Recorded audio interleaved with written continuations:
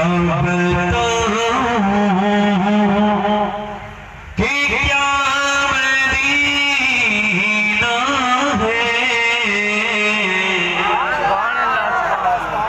आदमी मदीने से है, लोग उससे पूछ रहे हैं कैसा है मदीना बताओ ना, तो वो आशिक कह रहा है क्या बताऊं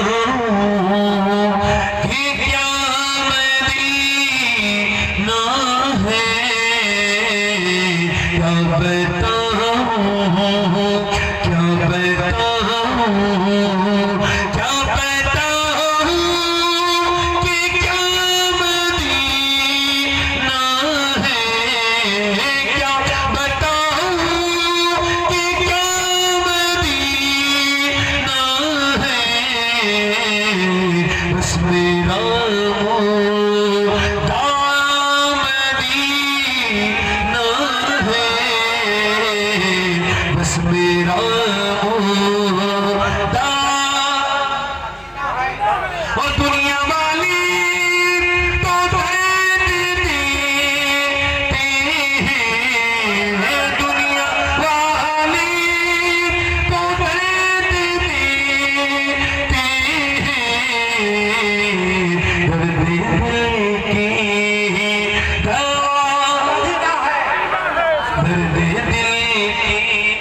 क्या पढ़ता हूँ बस, मैं ख्वाहिश पूरी कर रहा था। आप बैठे आराम से, आप पैसे ना दे बैठे।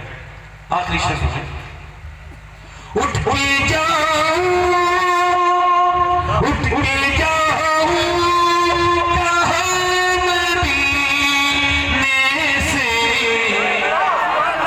लोग मदीने नहीं जाते, झूठे बहाने करते हैं। मेरे बच्चों की शादी हो जाएगी तो मदीने जाऊंगा। तो तेरा अकीदा ये है कि तेरे मरने के बाद तेरे बच्चों की शादी नहीं होगी, ये भी गलत। और अगर तेरा अकीदा ये है कि मक्के में मौत आएगी तब भी तेरा गलत। और अगर तू ये समझता है कि तेरे बाद तेरे बच्चों का क्या होगा तब भी तू बेवकूफ है। कितने लोग ऐसे हैं हज किए उनके बच्चों की शादी नहीं हुई? ये तो शैतान ने दिमाग में डाल दिया है लोग, ये बिल्कुल किसी लायक ना रहो तो जाओ। हज पे लोग तब जाते हैं जब किसी लायक नहीं रहते, वहां जाके मजाके मनवाते हैं अपनी। हज के लिए सेहत भी फर्ज है, और कुछ शायर नहीं पढ़ते हैं मेरा दिल तड़प रहा है, मैंने इतने ताने दिए हैं।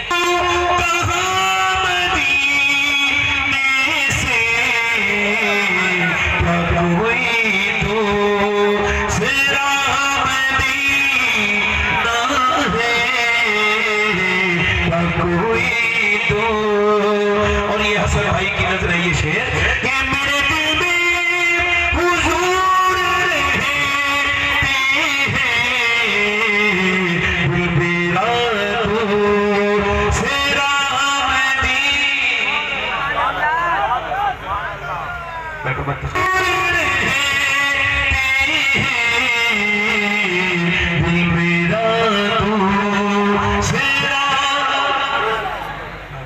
शुरू करो, ईगो कम करो। दुनिया की सबसे नहीं जा सकता, और अगर नहीं रखेंगे तो बड़े होके आप पहना भी नहीं सकते दुपट्टा। और उन्हें बताएं कि वो कौन है, उनको समझाएं कि वो कौन है। अगर नहीं समझाएंगे तो फिर कोई मसला नहीं है। मैं आपको बताऊं, मदीना है, मदीना में 6 साल की बच्ची है और वो कुरान पढ़ रही है। कुरान पढ़ते पढ़ते पढ़ते पढ़ते पढ़ते पढ़ते उसके सर से दुपट्टा सरकता है और सड़क के नीचे को गिरता है। पहली बाका बेहतरीन माँ उसकी है, उसकी माँ ने अपना काम छोड़ा और उसकी वालदा आगे आई और आने के बाद उसके सर पे दुपट्टा रख दिया। जब उसके सर पे दुपट्टा रखा तो उस बेटी ने पूछा, अम्मी जान आपने मेरे सर पे दुपट्टा क्यों रखा? तो उसकी माँ ने कहा, इस वजह से नाना नाराज हो जाते हैं। अल्लाह अकबर, ये कौन है? ये ज़ैनब है, इसके नाना का नाम मोहम्मद मुस्तफा है। एकदम ज़ैनब रोई, हज़ार बाप की हज़ार बेटी रोने लगी। सैयदा फातिमा चली गई मगर रोने की आवाज सुन के वापस आई, देखा तो ज़ैनब बिलक रही थी, बहुत रोती थी। सीने से लगा लिया, मेरी बिटिया अब तो सर पे दुपट्टा है, अब क्यों होती है मेरी लाडली? सैयदा ज़ैनब कहने लगी, अम्मी जान मेरे नाना से अर्ज कर दे, इस बार ज़ैनब को माफ कर दे, अगली बार गर्दन कट जाएगी मगर सर पे से दुपट्टा न हटाऊंगी, कभी सर पे से दुपट्टा न हटाऊंगी। या देखो तो करबला को भूल गई मेरी बहन, मेरी बेटियां भूल गई करबला को। जरा गौर तो करे, मेरी बेटियां सुने करबला के मैदान में से ज़ैनब बाहर को निकल रही है, सर पे से दुपट्टा छीन लिया गया। तो दुपट्टा छीना गया तो बाल से एकदम अपने चेहरे को ढका, और बाल से ढकने के बाद अपने नाना की तरफ को चेहरा करती है और कहती है, या रसूल अल्लाह, ऐ मेरे नाना, मैंने बचपन में आपसे वादा किया था कि कभी सर पे से दुपट्टा नहीं हटाऊंगी, मगर मेरे नाना देखो तो आप मेरे भाई मैं खेमे के अंदर थी, मेरे भतीजों की लाशें गिरी, मैं उन्हें देखने के लिए बाहर नहीं निकली। मेरे बच्चों की लाशें गिरी, मेरे बच्चों की उनकी लाशों पर घोड़े दौड़े और उनकी हड्डियों की टूटने की आवाज भी ज़ैनब के कान में आई, मगर ज़ैनब बाहर नहीं निकली। मगर अब नाना मैं निकली हूँ, मेरे सर से चादर छीन ली गई है, बालों के अलावा कुछ नहीं था, मैंने पर्दा कर लिया है। मेरे नाना मुझे माफ कर देना, मुझसे नाराज ना होना मेरे नाना।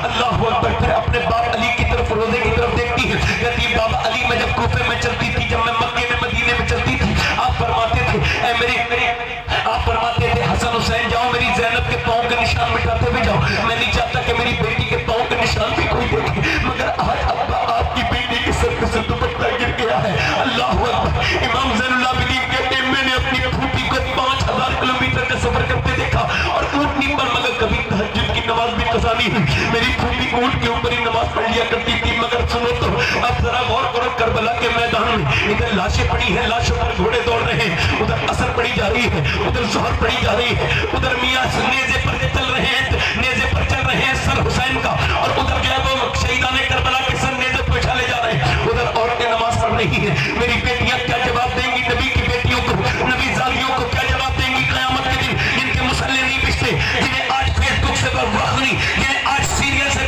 इतना उनका करीब नाता हो गया है कि वो अब अल्लाह को भूल गई, उसके रसूल को भूल गई। मैं फिर से कहता हूँ, अगर ज़ैनब याद रह जाए तो फिर कह रहा हूँ मैं आपको, अगर ज़ैनब याद रह जाए, अगर करबला याद रह जाए, अगर फातिमा याद रह जाए, अगर खदीजा याद रह जाए, अगर सैयदा आयशा याद रह जाए, तो औरतें ईमान बदलती नहीं है, बल्कि ईमान वाले पैदा करती है, ईमान वाले पैदा करती है। सुनो मैं आपको बता रहा हूँ, अभी कुछ दिन पहले हमारे खानदान में एक लड़की का इंतकाल हुआ। हमने देखा अपनी आंखों से कि दिल्ली में उसका दम निकल रहा था, 33 साल की उम्र थी, उसका दम निकलने वाला था। जैसे ही डॉक्टर आया ना, उसने अपने आप को पर्दे से ढकना चाहा, मगर उसके हाथ वहीं पे ऊपर तक पर्दा आया, बस यहाँ तक आया, गिर गए हाथ नीचे गिर गया, रूह निकल गई। मेरे दिमाग में ये बात समझ में आ गई कि अगर बचपन में पर्दा करा दिया जाए तो रूह निकलती है, मगर हया कभी नहीं निकलती, हया कभी नहीं निकलती। अभी सुनो, अभी ये हुआ यहाँ पर तुर्की में ज़ल्ज़ला आया। जब ज़ल्ज़ला आया तो 150 घंटे के बाद पता चला इसके अंदर कोई है। उन्होंने जब उसको काटा तो पता चला कोई औरत अंदर है। आप बाहर निकल के आओ, बाहर निकल करके आओ, भूखी प्यासी 150 घंटे की, लगी बाहर नहीं आऊंगी। कहा क्यों? मुझे चादर भेजो, पहले चादर ओढ़ के बाहर आऊंगी। कहा क्यों? बात ये अभी तुर्की में ज़ल्ज़ला आया है, मगर मेरा ईमान अभी सलामत है।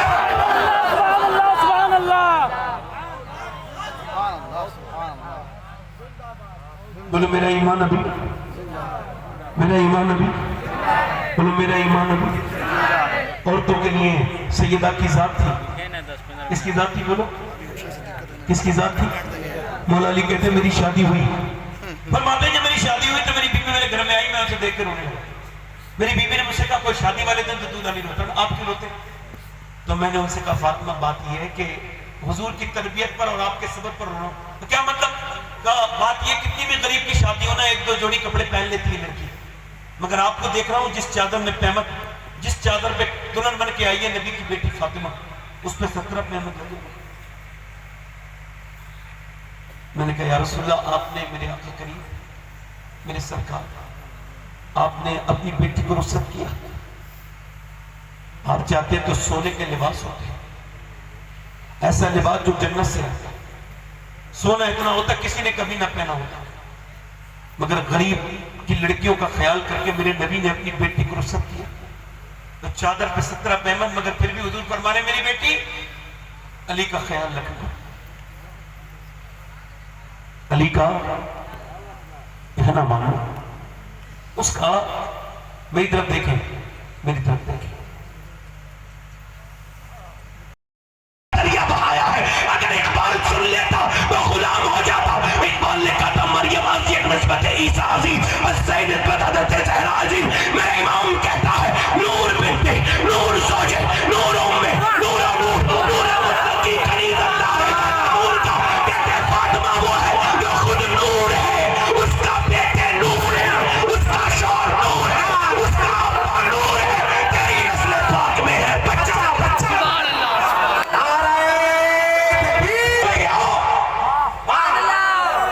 आला हज़रत की तरह इश्क करके तो दिखाओ, बेगैर तो खाली बकवास करते हो।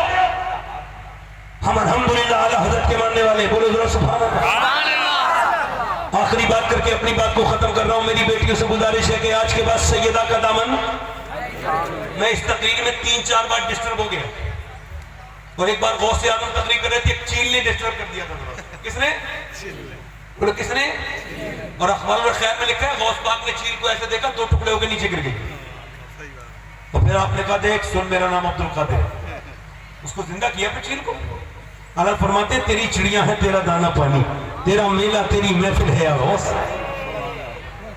मैं कहता हूँ गौस पाक की तारीफ मेरे आला की तरह करके दिखाओ, लाओ कैसी तारीफ की है। फरमाते हैं उलूहियत ही अहमद ने पाई और नबुव्वत ही से तू आतिल है या गौस। फरमाते हैं हजारों ताबई से तू फजू है, वो तबका मुजमलन फाजिल है या गौस, और तने बेसाया जिल किब्रिया है, तू उस बेसाए जिल का जिल है या गौस। फरमाते हैं जो कर्नो सैर में आरिफ न पाए वो तेरी पहली ही मंजिल है या गौस। सहाबियत की किताबियत बस आगे कादरी मंजिल है या गौस। कहते हैं कहा तूने जो मांगोगे मिलेगा, रजा तुझसे तेरा साइल है या गौस। फरमाते हैं तेरे बाबा का भी तेरा करम है, ये मुंह बनना किसी काबिल है या गौस। आला हज़रत खुद से नहीं बने हैं, बगदाद के गौसे आजम ने उन्हें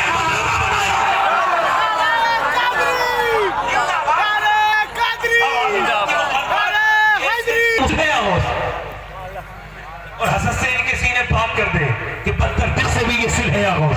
और मुझे बख्शा, उन्हें महरूम रखा, मेरा क्या जिम हक हासिल है या गौस। मैं आखिरी बातें कर रहा हूँ, जरा दिल लगा के बोले सुभान अल्लाह। मैं अपनी बहनों से कह रहा हूँ, अपनी बेटियों से कह रहा हूँ, आखिरी बार मेरी बेटियों को मैं ये जो है दुनिया बता रही औरतों की तरह नहीं, तुम्हें आज से मुसल्ले बिछाना है, तुम्हें कनीज़े फातिमा बन के दिखाना है। याद रखो, इकबाल कहता है कि मुझसे लोग कहते हैं हुसैन ने करबला में हक अदा कर दिया, तो मैं इकबाल में कहता है, मैं उन लोगों से कहता हूँ यार अधूरी बात क्यों करते हो, पूरी बात किया करो। हुसैन ने बाद में हक अदा किया है, पहले मदीने में अली ने बाप होने का हक अदा किया है और फातिमा ने मां होने का हक अदा किया है। और मैं अपनी आखिरी बात यहां पे कर रहा हूं, जब इंसान की नजर नापाक हो जाए तो उसके इरादे बेकार हो जाते हैं, इरादों में दरार पड़ जाती है।